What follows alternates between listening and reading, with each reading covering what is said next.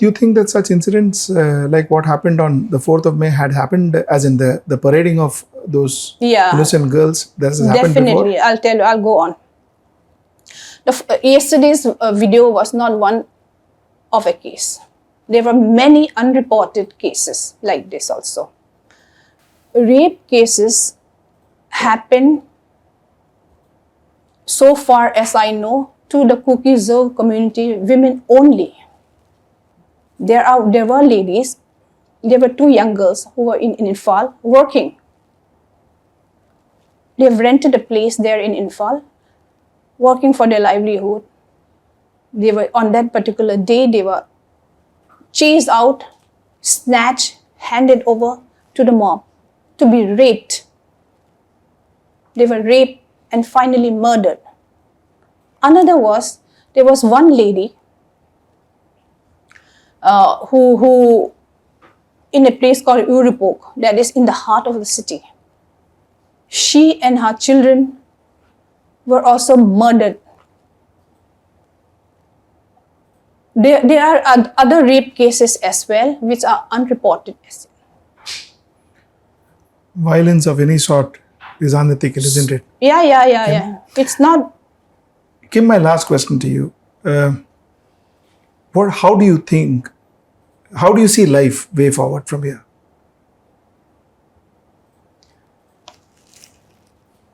See, life for us, I don't see any life there. It's the way we have been so bruised, so wounded and hurt.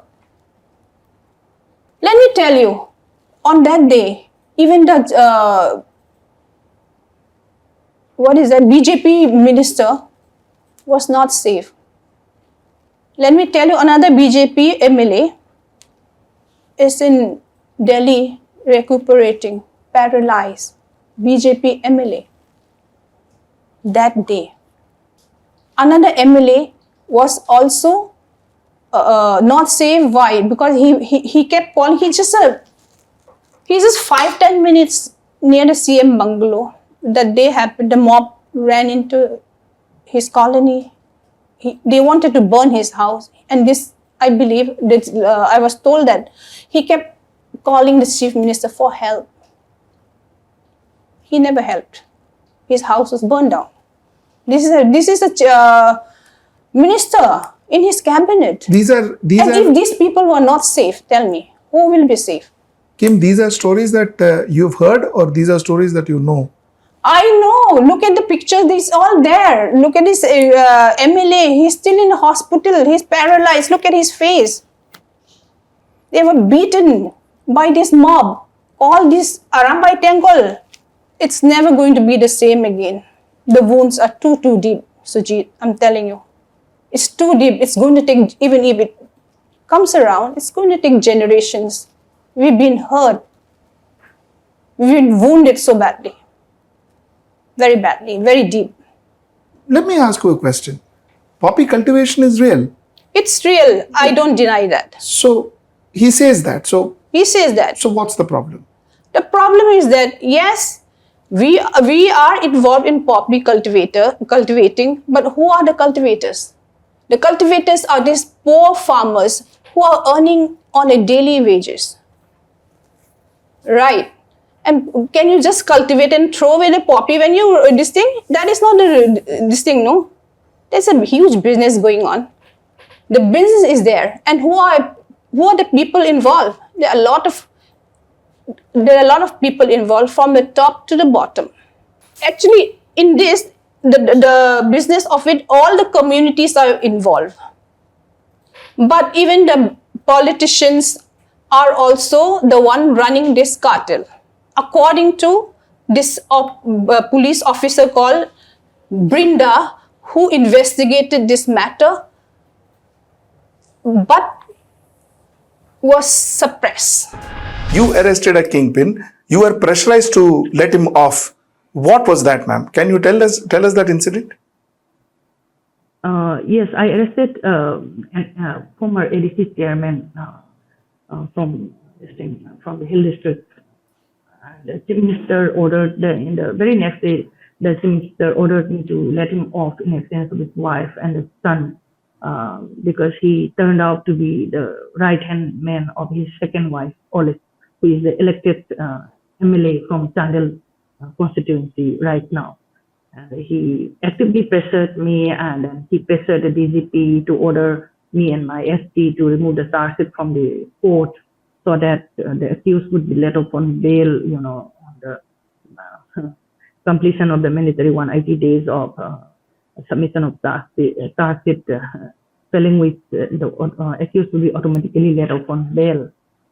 So this is what took place. So obviously, blaming the cookies for this wouldn't be viable, isn't it? Because it is the ministry. Blaming the cookies is very wrong. Collectively blaming the whole cookies is very wrong. Not all the cookies are involved in it. Just like all the other rest of the communities, we all are participating, be the natives or the indigenous or who are coming from outside. We are all taking part in the drug mafia in varying capacities, in different proportions. Clubbing all the cookies together as the blame for war on drugs paramounts to struggling off the responsibility of taking care of things effectively and dividing people on communal lines, and the effect of which will be borne by the present generation and the future generations, because we are not dealing with the issue effectively, and it is serving only the interest of the few and those in the government who want to perpetuate their government and stabilize their seats. It's the only purpose we are serving. Last question to you. Why did you give away your gallantry award? What was the feeling inside? What made you hand over such a prestigious award? You were the only person who got it from the narcotics section, weren't you? Yeah, when because of the case that I cited before, the accused were, blatantly acquitted. All the trials were blatantly acquitted, and the chief minister expressed that he was satisfied with the outcome of the case. So I felt that I was no longer fit to hold to that, honorable medal that would have made me feel that I was letting my state and the people of Manipur down by holding on to that medal anymore, because I failed to deliver justice to the case that I worked so hard and in which the people of Manipur had so much faith. So eventually I had to return it. I was better without it. My first question, do you think we can get them back? Well, let me put it this way. I don't expect them to be executed. But even if the death sentence is reversed, there will be X years of imprisonment. So it's not a question of getting them back tomorrow. We have to work hard to get pardon from the Amir. And then, as I said, once the death sentence is reversed, there will be X years of imprisonment. And maybe some time we'll have to spend in jail in Qatar. But after that, we have a treaty with Qatar, which says that a Qatari national jailed in India can go to Qatar and spend the jail sentence in Qatar. So the same thing applies to an Indian national in Qatar. So, so we can get them back. But most important thing is to get the death sentence reversed. And why is it all a secret? Why is all of this a secret? Nobody is talking about it. Nobody wants to say what exactly happened. Well, this is a very sensitive matter of spying for a third country. We don't know which country, but some reports say it was for Israel. We don't know. But as regards the secrecy, I suppose the families might have been told by our government not to, speak to the media and all that. And Qatar may not have any incentive to talk in public about it. Why should they? The CEO of this company called Dara is an Omani, and he is left free. And while Indians are arrested, why is that? Well, no, he is not left free. He was also imprisoned, but now he is free because he may have been, sort of the top, but I don't think he was a naval person. You know what I mean? So this is Okay. a naval matter. As you know, it is, after all, this company was giving skilling up the Qatari Navy, in particular in regard to some midget submarines, inducting these submarines into the Navy. Submarines are from Italy. So he may or may not have been, involved in it. Our government has been trying to defend our officers, our former officers, for the last 1 year. So, which makes me believe that our former officers are innocent. Otherwise, why would our country defend them? So, if that is the case, why did we fail in defending them? Well, let me sort of comment on that. It is our consular responsibility to defend our nationals when they are abroad, even if they have done something wrong. Okay, we still provide them as much protection as we can. So just because we are giving them protection, it doesn't follow that they are innocent. They may be innocent. I'm not saying they are not, nor am I saying they are. All that I'm saying is that because we have given them protection or consular assistance, it doesn't follow they are innocent. My question is basically, like I said, from a layman's perspective, do we really have global clout? Has it changed exponentially in the last 10 years? This is my question, my straight question. Well, the answer to that is that India is not the only country where the government claims to have a lot of clout. Many other countries also do the same thing. So, what you're telling me, sir, sir, what you're telling me, therefore, is, and in a perfect diplomatic response, you're telling me that we have nothing more than any other country has in the world. We are what we were No, before no, 2000. no, You're I'm not not saying saying that. that. No, I'm not saying that. I think we I have to understand. No, we have to understand that recently our clout has, uh, increased, but it may not have increased the same level as claimed sometimes. My last question, sir, is when you say clout, is it a leader's clout or is it the nation's clout? Because the leader's clout doesn't seem to be benefiting the nation when the nation is in crisis. It doesn't seem to be benefiting. So I'm seeing this as two separate things: the leader's clout and the nation's clout. No, I think you are separating two things which cannot always be separated. Diplomacy has become these days very personalized. You know that Biden called Putin a killer. You know that he called Xi Jinping an autocrat. You know, so it has become very personalized these days.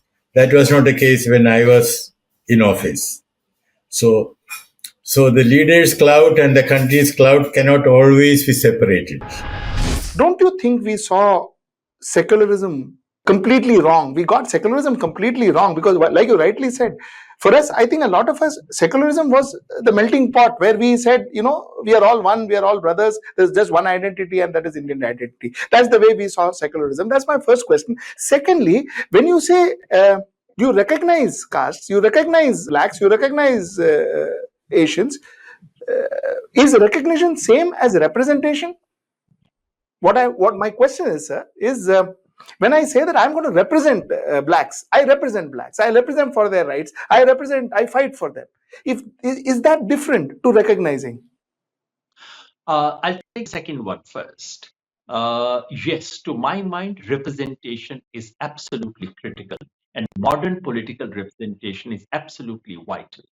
You cannot say, I mean, however progressive, say, an American white president may be, but he cannot say, I represent all the blacks. The blacks may have voted for him. But in the last instance, you want to see some blacks in top positions in the US. You want to see some Hindus in some top positions of Bangladesh. You want to see some people of different religions. You want to see Dalits, Adivasis, and minorities in top positions in India, because this is what representation means. So in the last instance, you technically, theoretically may not need a person of the same religion to represent that. After all, the Muslims of India trusted Nehru, they trusted VP Singh, they trusted Hindus, they trusted Mulayam Singh more than Muslim leaders. In the last instance, the question of representation is important. This is important not just in the case of caste and religion, it's also true of gender. We want to see more women in parliament. Why do we want to see that? Because in the last instance, men like you and me cannot pretend to understand and to represent women of this country. That's the point about representation. So representation is a one essential element. It's not sufficient, but it is one essential element in modern society. The first question that you asked, we secular people thought, there was a melting pot, all of us were Indians, etc. Yes, that spirit is very important, but I think we secular people made a mistake which is true of it's a hubris of modernity.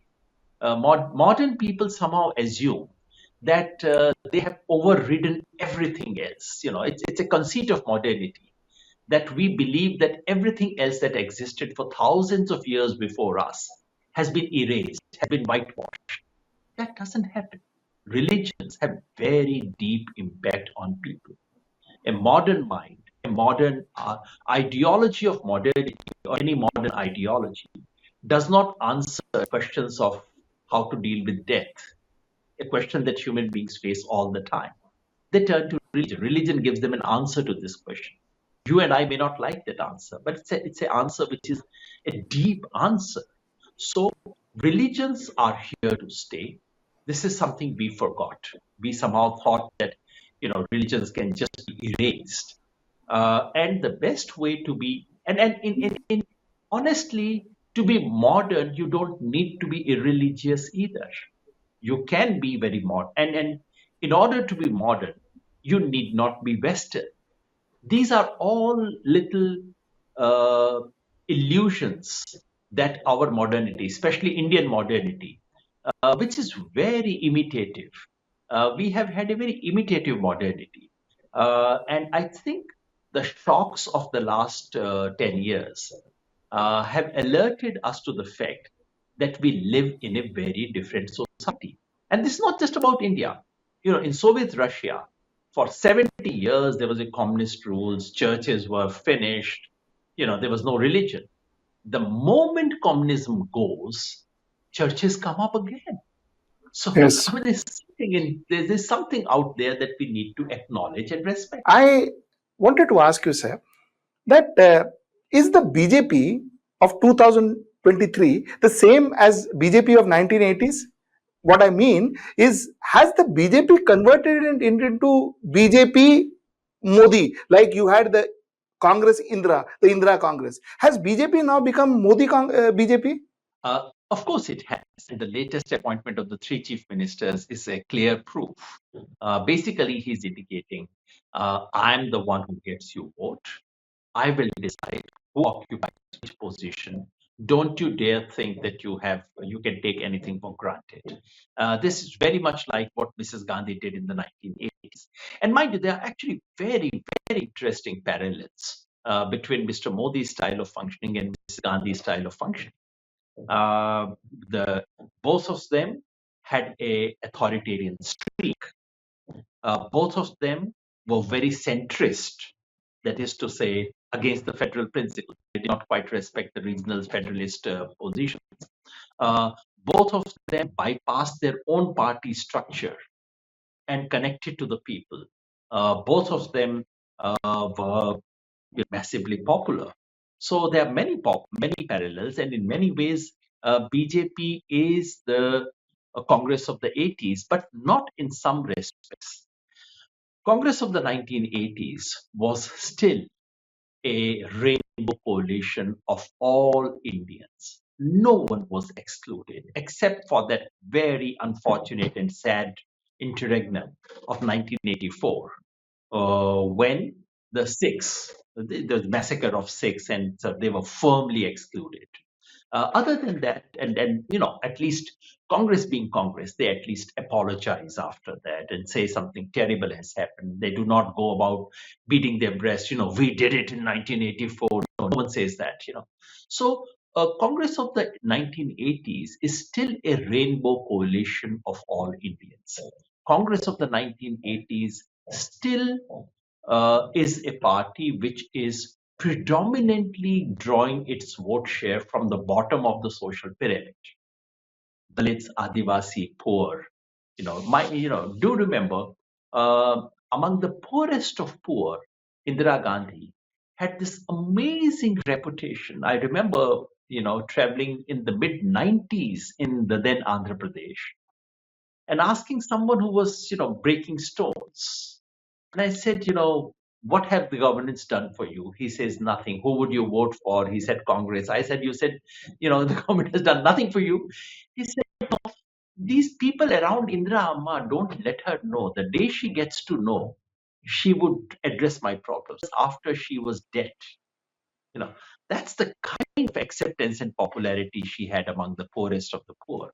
So Congress of the 1980s was still a party of the bottom of the pyramid. What we have today is a party that firmly excludes some. In fact, its dominance is based on exclusion of some. And a party which primarily represents the interest of the upper segment of population, and which manages to carry and divide the rest. So in that sense, it is very different from the Congress of the 1980s. 2014 से के बाद और 2014 के पहले, you think has there been a change? Yeah. Genuinely? Yeah. What are the changes you think happened? Adani के खिलाफ जो बोलता है वो बाहर हो जाता है संसद से। एक जमाने में बहुत सारे ऐसे नहीं एक जमाने में नहीं, बहुत कैपिटलिस्ट हो चुके हैं, लेकिन टाटा के खिलाफ बोला इसलिए हर कोई, यानी राहुल गांधी से लेके महुआ मोइत्रा तक सब ऐसे कोइंसिडेंस तो नहीं है, ये कुछ ना कुछ होके जाते हैं। और ये भी सब फेक रीजन, क्योंकि राहुल गांधी वापस आ गए, हो सकता महुआ मोइत्रा इलेक्शन जीत के फिर वापस आएगी, बस ये 6 महीना अडानी के खिलाफ नहीं बोल। तो लेजिस्लेशन के बारे में पहले ये था कि हो सकता है कॉर्पोरेट हाउसेस का इंटरफेरेंस हुआ करता था, क्योंकि उनके पास पैसे है, मनी है। Now corporate house is not influencing legislator. Corporate houses are actually ruling. They are oligarch. They are not cronies. Adani is an oligarch. He is handling each and अब वो एरोस्पेस का भी उसको कॉन्ट्रैक्ट मिल गया, तो जमीन, port, airport और आकाश सब उसके अंदर है। यानी ऐसा तो मैंने सिर्फ वो भगवान शिव या अवतार के बारे में पढ़ा था कि ऐसा सब कब्जे में जिसके है वो, उसके बाद अडानी है। और वो सारी फेयर जो टेंडर की प्रक्रिया है, यानी एन नंबर ऑफ थिंग्स, मैंने रूल बुक अगर देखो तो हर रूल बुक को, नियम को ही बदल दिया। अब उसको आप यही नहीं कह सकते कि नियम का पालन नहीं किया, क्योंकि नियम बदल ही दिए पहले ही। यहां पर इतने धर्मों के लोग रहते हैं, इतने धर्म नहीं है यार, जातियों के लोग रहते हैं। हिंदू कोई धर्म नहीं है, मैं 10 बार पिछली बार भी बोला, हिंदू नाम का कोई धर्म नहीं है, ब्राह्मण धर्म है, बाकी जातियां हैं। This is Brahminism. ये होम हवन यज्ञ करना ब्राह्मणिज्म है। भले प्रधानमंत्री अपने आप को कुछ भी कहें, ओबीसी कहें, कुछ भी कहें, लेकिन whatever he is doing for Brahminism. That is RSS. And वो जो कर रहे हैं वो नींव है, उसके ऊपर संविधान नहीं होता है। That foundation is a foundation of Manusmriti, not constitution of India. Raju, my last question to you. What makes you so angry? And what makes you so angry against RSS? Bhai, RSS No, I'm not again. See, they are not doing what they have to do. They are not, The RSS and their representative and auxiliary structure represent the organization, those who are representing Rashtriya Swayamsevak Sangh, means BJP also, and anyone. What they are doing, they are damaging this beautiful country. I am not angry against them. Whoever do this, I am angry against him. Because I love my country. I love my nation. And my country means my countrymen. 140 crore. मेरे country का मतलब, मेरे देश का मतलब भाजपा नहीं है, मेरे देश का मतलब हिंदुत्व नहीं है, मेरे देश का मतलब आरएसएस नहीं है, मेरे देश का मतलब मोदी जी नहीं है। मेरा देश है। मैं इजराइल से प्यार करता हूं, लेकिन मैं नेतन्याहू से नहीं प्यार करता, और इजराइल भी नेतन्याहू से प्यार नहीं करता। तो every Indian citizen should understand, राष्ट्र सर्वोपरि अगर है तुमको, तो व्यक्ति या संगठन से तुम्हें प्यार नहीं करना है। और मजेदार बात यह है, द पैराडॉक्स इज, आरएसएस में यही पहले दिन सिखाया जाता है। And I am not angry. See, every idealist, every defeated idealist is pessimist. So my pessimism, I have converted my pessimism into passion. So you're a passionately, defeatist idealist? yeah, the idealism is not working. So Every idealism. fair enough. See, nowadays तो idealism utopia लगता है. It's like a utopia. I am utopian. कि India is a democratic country. All Indians are my brothers and sisters. This is utopia. Absolute utopia. So I am pessimist now. And pessimist person had converted his pessimism into his passion and speaking loudly about errors and rectification, how to rectify those errors, and what is wrong with this country and what is happening in this country. I'm speaking loudly, I'm taking risk. If you are calling this anger, then my anger is justified. And you should accept that anger as your friend's agony. Stay ahead with our cutting-edge news app. Instantly access the latest shorts in just 1 minute and breaking news in just 50 words. Download now for a smarter, faster news experience.